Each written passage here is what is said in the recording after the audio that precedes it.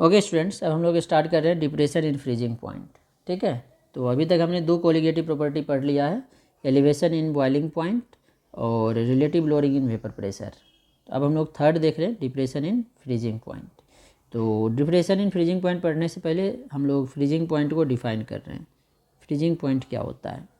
तो freezing point एक temperature है जिस पे जो लिक्विड सब्सटेंस है वो सॉलिड में कन्वर्ट होना स्टार्ट हो जाता है। ठीक है, तो ये तो हम लोग बचपन में पढ़ते आ रहे हैं। अब हम लोग एक ऐसा डेफिनेशन देखेंगे वेपर प्रेशर के टर्म में और इक्विलिब्रियम के टर्म में। तो जो हम लोग डिफाइन करते हैं, द टेम्परेचर, फ्रीजिंग पॉइंट भी एक टेम्परेचर है, at which liquid and the solid phase, liquid और solid phase of any substance are in equilibrium is known as freezing point. मतलब लिक्विड और सॉलिड सब्सटेंस जो है इक्विलिब्रियम में आ जाएगा। जैसे हम लोग H2O का एग्जांपल लेते हैं। H2O लिक्विड है जिसे हम लोग वाटर बोलते हैं, और H2O सॉलिड ले लेते हैं।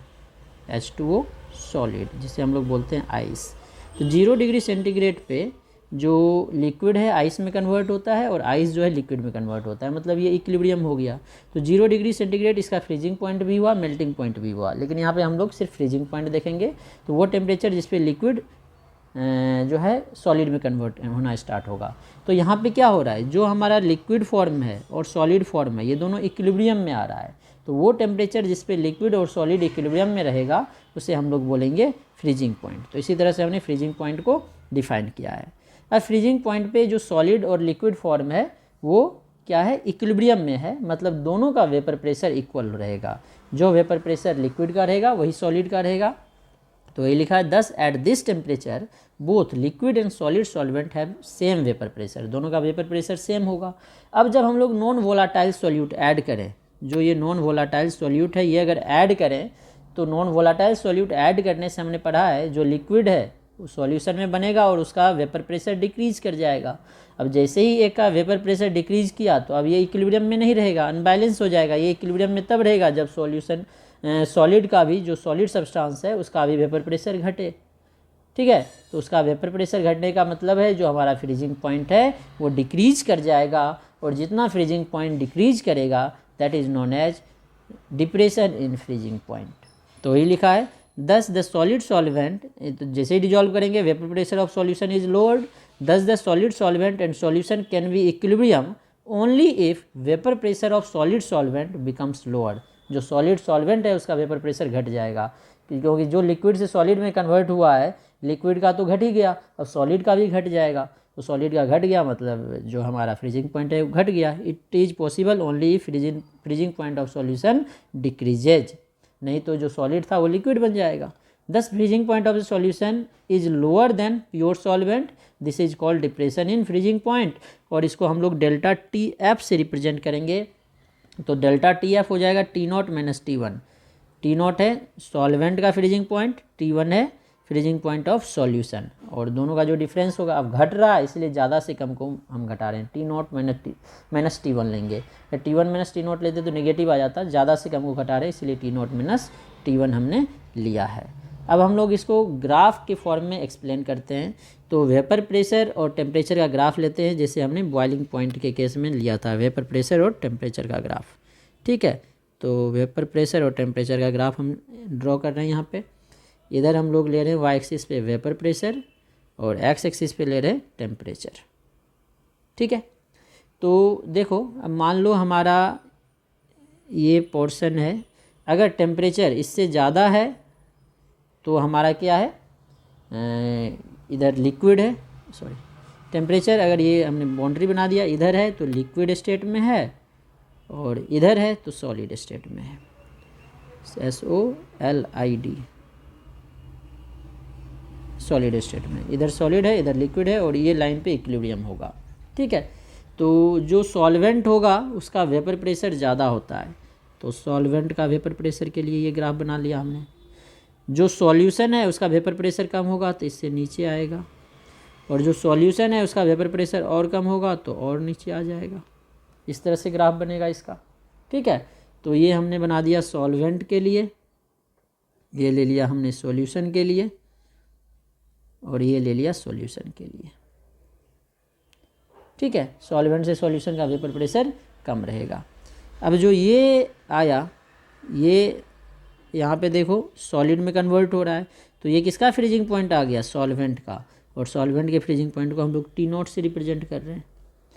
ये सॉल्यूशन फर्स्ट का आया तो इसे हम लोग बोलेंगे T1, ये T1 हो गया, और ये सॉल्यूशन सेकंड का है तो ये हो गया T2, और जो ये डिफरेंस है इसे ही हम लोग बोलते हैं delta TF, T0 minus T1 का जो डिफरेंस है, यहाँ से यहाँ तक का जो डाटा है उससे यहाँ से यहाँ तक का घटाएंगे, ठीक है, तो वो आ जाएगा डेल्टा TF, ठीक है।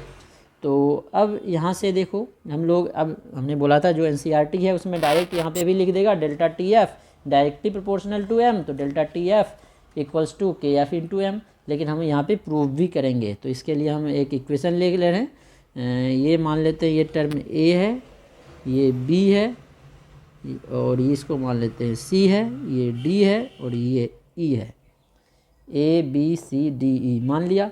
अब ट्रायंगल CBD देखो, CBD और CAE दोनों सिमिलर होगा। अब सॉल्यूशन डाइल्यूट है, इसीलिए ग्राफ हम लोग ऑलमोस्ट स्ट्रेट लाइन लेंगे, since solution is very dilute, solution is very dilute, solution हम लोग बहुत डाइल्यूट ले रहे हैं, इसीलिए कर्व जो हम लोग स्ट्रेट लाइन लेंगे। देयरफॉर कर्व मतलब ग्राफ जो है, curve is almost straight line, straight line, curve जो है ऑलमोस्ट स्ट्रेट लाइन होगा। अब जो ट्रायंगल देखो CBD और CAE सिमिलर है, since triangle CBD and triangle CAE are similar, triangle जो है सिमिलर है, इसीलिए हम लोग क्या लेंगे, देखो जो CD है, CD वाला लाइन है अपॉन CE, जो CD है यहाँ से यहाँ तक का, ये बड़े वाले ट्रायंगल का, छोटे वाले का CE, CD upon CE equal होगा BD अपॉन AE के, ये और ये बड़ा वाले का ये CD हो गया, छोटे वाले का CE, बड़ा वाले का BD होगा, छोटे वाले का AE, तो यहाँ से लिख सकते हैं therefore CD upon CE equal होगा BD अपॉन AE के, ठीक है। तो अब जो हमारा यहाँ से इक्वेशन बनेगा, CD का वैल्यू क्या आएगा, CD देखो क्या है, यहाँ से यहाँ तक का है, तो यहाँ से यहाँ तक का क्या वैल्यू है, इसको सॉल्वेंट का है तो हम लोग P0 ले रहे हैं, ये फर्स्ट सॉल्यूशन का वेपर प्रेशर है P1 ले रहे हैं, ये सेकेंड सॉल्यूशन का है तो इसको P2 ले रहे हैं, तो ये P0 माइनस P2। सिमिलरली जो CE है ये क्या होगा, यहाँ तक का P1 माइनस यहाँ तक का, ये यहाँ से यहाँ तक का P0 माइनस P1, तो P0 minus P2 upon CD आ जाएगा P0 माइनस P2, CE आ जाएगा P0 minus P1 upon BD क्या है हमारा, ये यहाँ से यहाँ तक का, तो यहाँ T0 है, यहाँ T2 है, तो T0 माइनस T2, और AE क्या होगा, यहाँ तक T0 है, यहाँ तक T1 है, T0 minus T2 upon T0 minus T1, T0 minus T1। तो अब हम लोग इसे लिख सकते हैं, जो P0 माइनस P2 है डेल्टा P हो गया, और जो T0 माइनस T1 है ये डेल्टा T हो गया, तो हम लोग इसे लिख सकते हैं, जो डेल्टा T है, डेल्टा P है directly proportional to delta T है, या इसको उल्टा दो तो T0 minus T1 upon P0 minus P1 ये equal, sorry T0 minus T1 upon, उल्टा कर दो ऊपर, सॉरी इसको लेफ्ट में लिख देते हैं, T0 minus T2 upon T0 minus T1 ये इक्वल हो जाएगा P0 minus P2 upon P0 minus P1, तो यहाँ से डेल्टा T F कर देते हैं, directly proportional to delta P हो जाएगा। और जो रॉल्ड्स लॉ है उससे, फ्रॉम रॉल्ड्स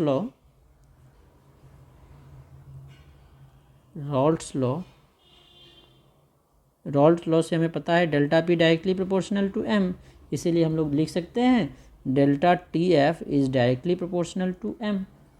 तो NCERT में डायरेक्ट यहाँ लिख देगा, ऊपर वाला कुछ नहीं करेगा, फ्रॉम एक्सपेरिमेंट लिख देता है। और ये जो M है ये है हमारा molality of solution, where M is molality of solution. अब जो है डायरेक्टली प्रोपोर्शनल को अगर हम लोग रिप्लेस करें तो डेल्टा TF इक्वल्स टू क्या लिखेंगे, कांस्टेंट KF इंटू M, तो delta T F equals to आ जाएगा के एफ इंटू एम। तो इस तरह से हम लोग इसे लिख सकते हैं। तो डेल्टा टी एफ और जो ये के एफ है इसे हम लोग प्रोपोर्शनैलिटी कांस्टेंट बोलेंगे, और एक्चुअली में ये होता है मोलल डिप्रेशन कांस्टेंट या क्रायोस्कोपिक कांस्टेंट। के एफ को हम लोग बोलते हैं मोलल डिप्रेशन कांस्टेंट या क्रायोस्कोपिक